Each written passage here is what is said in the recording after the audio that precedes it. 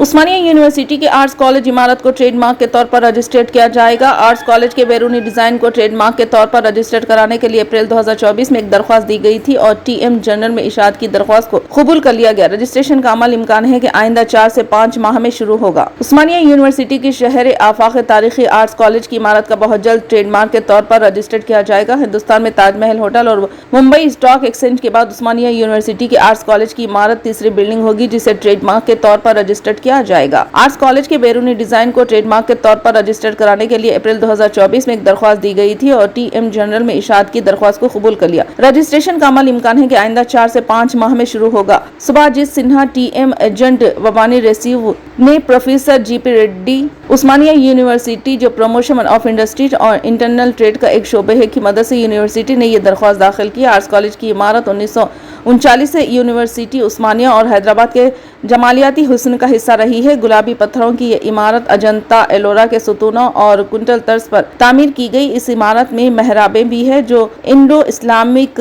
فن تعمیر کی شاندار روایت کی عکاسی کرتی ہے۔ حیدرآباد کے 7ویں نظام میر عثمان علی خان بہادر نے 4 دسمبر 1939 کو اس تاریخی عمارت آرٹس کالج کا افتتاح کیا تھا۔ قطب شاہی اور مغل فن تعمیر کا حسین امتزاج، گرینائٹ ایکسچیکچر کا ڈیزائن، بیلجیم کے عظیم عمار۔